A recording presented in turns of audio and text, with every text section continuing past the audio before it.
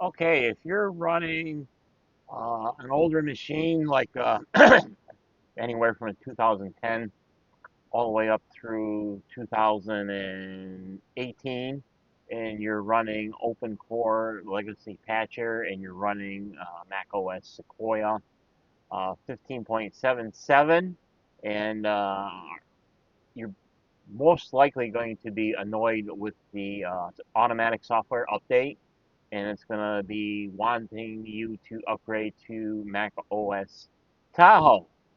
So if you got anything older than a 2020, or I should say 2018 and older, you probably want to disable the Mac OS Tahoe update, and I'm going to show you a pretty easy way to do it.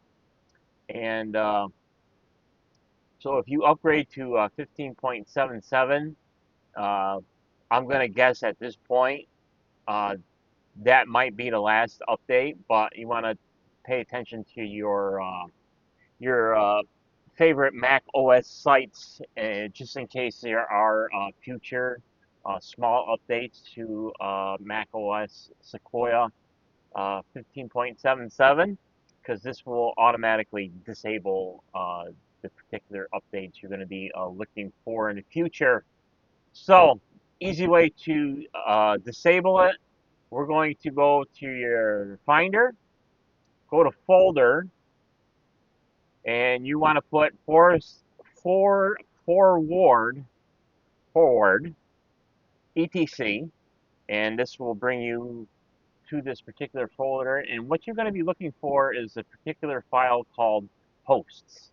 So you want to click on this, and if you don't have this particular application, you want to download it. So the application you are looking for is BB Edit, and you want to get the latest version because you're going to modify this particular file. So I already have that, so I'm going to open with BB Edit, and we're going to open up the file here. This will open up. So you're going to come up to this little section here. I will zoom in on it for you a little bit. Hope you can read that. So uh, you're going to have line one, it's going to be a double pound. Line two is going to be double pound with host database. Line three is going to be a pound. Line four is going to be pound localhost, is used to configure the loopback interface. Line five will be pound when the system is booting. Do not change this entry. Line six will be a double pound. Line seven will be 127.0.0.1 localhost. There is line 8 will be 255.255.255.255 broadcast host, and line 9 will be uh, the last line. But anyway, what you want to add is put your cursor on the end of line 7 localhost and hit enter or return, and you want to add this particular line right here. This will give you uh, the block for macOS Tahoe. So after line 7, return, type in 127.0.0.1 space gdmf.apple.com. And after you type that in, go to your file and save. You'll have the save. Since I already have it, we'll put save as, but save or save as, or I should just say to correct this, once you have typed this in for the first time, just hit save. Then your credentials will come up to your password and that, and blah blah blah. And then after that, you can just click out of here, and then you can go. It might take a couple. It might take a little while. But if you go to your system settings, you go to software update, and you know for a fact that After a spell, it's going to say upgrade to Mac OS Tahoe. Of course, you do not want to do that after 15.77 if you have an older 2018 or older machine, because it's not going to work because Open Core Legacy Patcher uh, is not currently up to date and supported for Mac OS Tahoe and the various machines and so on and so forth. So if you still get the update, don't worry about it. It will eventually purge itself out. If you want to kind of like a force purge it, you can go to terminal, open up terminal, and then you want to put software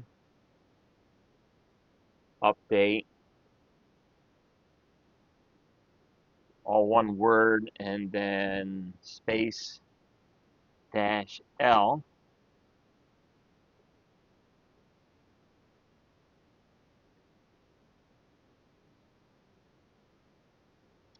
Not found. So I got that one wrong.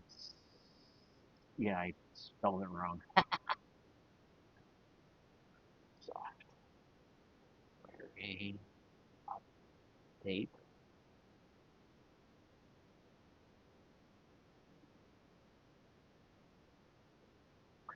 So once you type it in correctly, it'll put finding available software,